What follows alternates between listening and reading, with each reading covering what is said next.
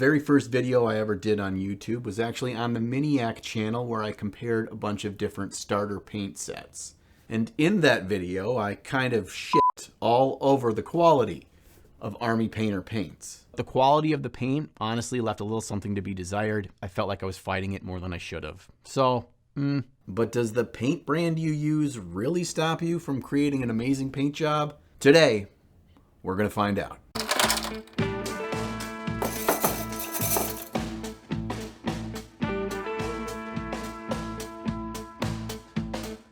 There are loads of miniature paint brands out there these days, and doesn't it kind of feel like they come out with a new one every other month? And this kind of feels like it leads us into a cycle of feeling like the paints that we own aren't good enough, and that the new paints are what we need to help us improve as miniature painters. But is that really the case?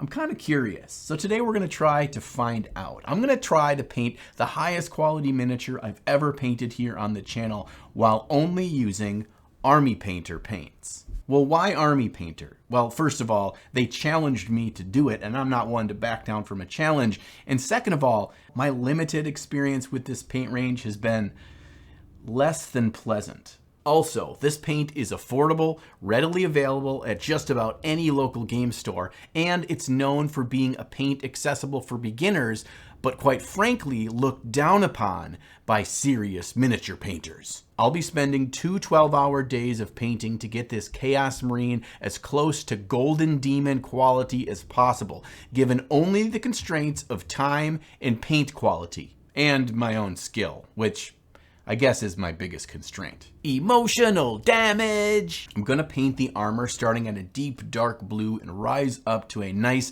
vibrant turquoise.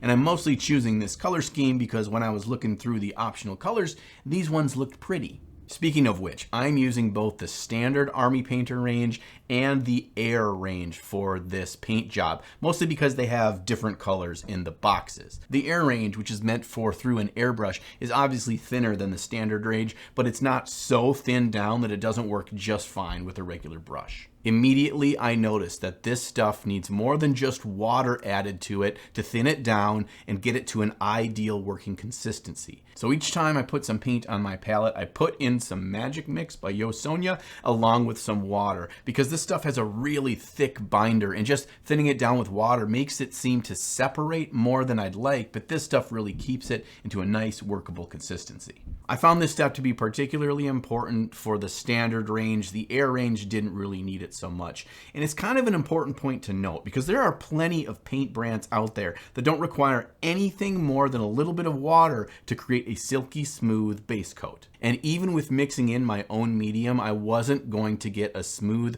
opaque coat with this stuff. So I'm already at an impasse here. I can either sit and complain about what these paints don't do well, I can give up, or I can understand that this is an area of struggle for the paint, and I can try to identify an area in which the paint doesn't struggle and put my focus into using it that way. And this really is an important point we need to come to grips with as painters. No paint range is perfect. Each has things it does well and things it does not so well. The more we work with the paint range, the more we learn about it and become comfortable with how it acts. Jumping around with lots of different paint ranges before we truly understand how the one we already have works can really make our painting suffer. You'll notice as I'm painting this armor, I'm not using long, smooth, sweeping brush strokes. I'm using a small brush and working in a stippling manner. That means I'm creating lots of tiny little dots that are going to build up layer over layer to give me a nice, opaque, smooth coat. Because this paint needed some extra thinning in medium,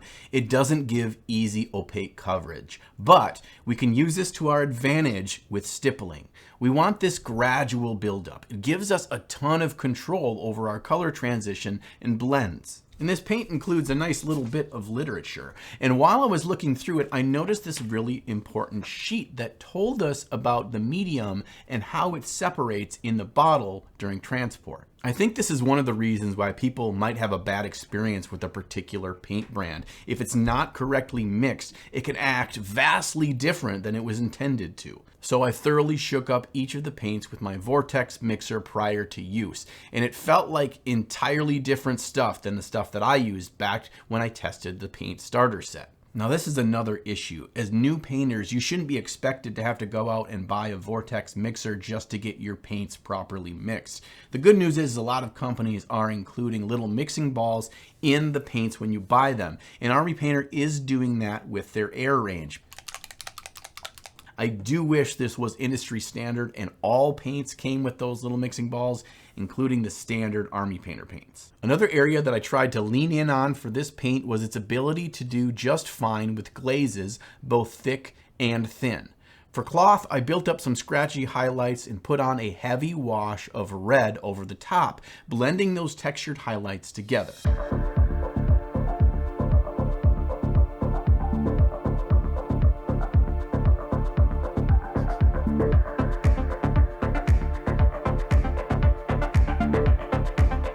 This process actually worked really well and I was happy with the outcome. In fact, if I was trying to paint this model quicker, or if I was painting a whole unit of these models, I'd paint every surface of the Mini in this way. Since I was going full try-hard mode on this paint job, I decided I was going to paint all of the armor trim in non-metallic metal gold. I tested out a color recipe on his belt buckle and was mostly happy with how it read as gold, so I decided to just go for it. If I was thinking, I would not have picked a model that has so many bits of tiny little metal trim to do, because this step took forever. By starting with the thin dark brown paint over the black primer, our shadows for the gold trim start very dark. And this is really important for painting metallics because you want those really dark shadows as well as really bright highlights to build up that contrast. I would build up a few layers of my base dark brown, being careful to keep the dark areas dark. And then I added more warmth and depth by mixing in a vibrant orange, then some vibrant warm yellow, and finally an almost off-white yellow for our brightest points. This process of painting non-metallic gold had me quite nervous, if I'm being honest with you, but I thought it was a really important stress test for us to put this paint under. Yellow paint is notorious for having terrible coverage, and for me to think about having the nice little tiny crisp details and shiny points on all this gold armor, it made me a little bit worried about what this thing was going to turn out looking like. And quite frankly, as I added more oranges and yellows to my gold color, it did not cover that well. But I kept putting layer after layer on, and the transparent coverage ended up working to my advantage because it would create some pretty smooth transitions as the colors slowly built up. But I gotta say, as the gold did start to come together, I was seeing that this was actually working, and this piece might end up just looking respectable as a display piece. Today's video is brought to us by the Army Painter. And you may be saying, John, if they're sponsoring this video, that just means you're going to say that their paint is good, so we can't really trust what you have to say. And that's a legitimate point. But not only is that not how I operate, the Army Painter told me they specifically wanted me to try my hardest to get my honest opinion and criticism of their products in hopes that they can make it better. The Army Painter is known for being widely available and affordable, which to me are the two most important factors for us getting new painters into the hobby. But it's their honesty, humility, and desire to continually improve their products while still keeping them affordable that has earned my respect. So thank you, Army Painter, for supporting the channel.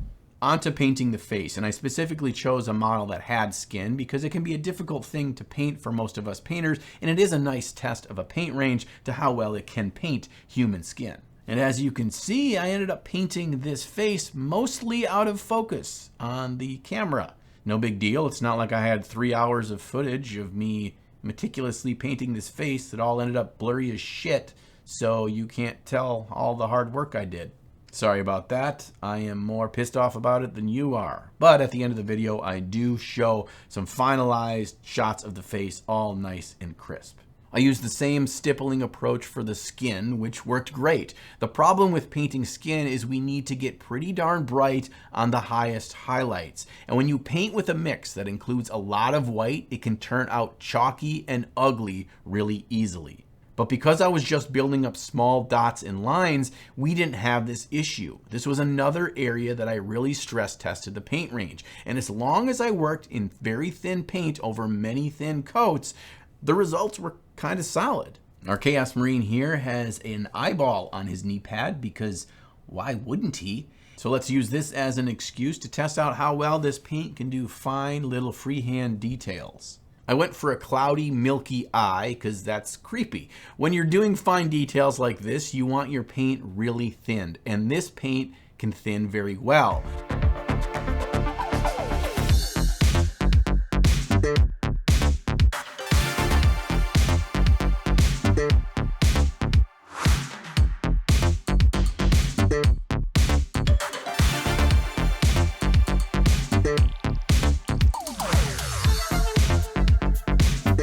Final detail we have to complete on our Chaos Marine is the magical flames on his fist and sword. And the most important thing we need to do here is start by painting all of that black primer in pure white. We want this to really glow from a bright white internal source, gradually building up to a yellow, then a fluorescent green, and finally some of our darker turquoise to meld well with the armor color. Yeah, and this footage is out of focus too.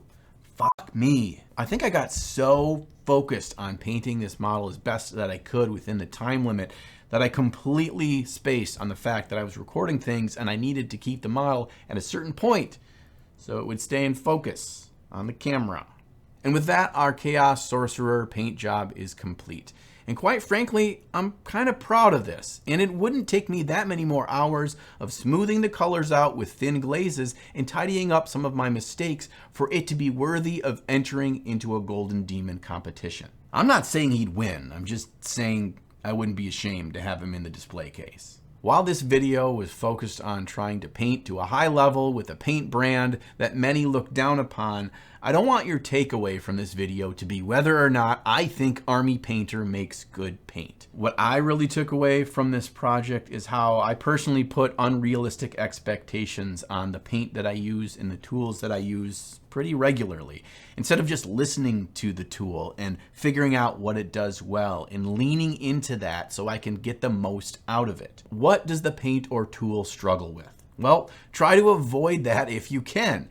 And what does it do well? Well, how can you maximize this? Because if you can lean into it, you'll end up with a much less stress while you're painting and much less frustration throughout the process. And you'll end up with a final product you're much more satisfied with. So paint with what you already have. Paint with what you can get locally at your store or easily accessible online with cheap or no shipping. And paint with whatever colors excite you. Doesn't matter what brand they are. Most importantly, just paint. If you made it this far into the video, thank you. You are a true champion and I appreciate you truly. If you want to support me in making more videos, there's a couple of easy things you can do. First and foremost, make sure you're subscribed. It's crazy how many people watch my videos that aren't even subscribed. Next, you can check out my affiliate links down in the video description. I've got some great discounts on products that I use on a regular basis at no additional cost to you. You actually help me in making more videos. And finally, you can check out the Ninjon Patreon as well. That really is the biggest thing that you can do to help me keep the lights on for my family, and you get some great rewards like access to my Discord server where we can talk about mini painting or anything else, as well as access to my weekly vlog and quick tip videos that are only accessible to my patrons. I'm going to see you again real soon, and sometime between now and then, make sure you find time to slay the gray.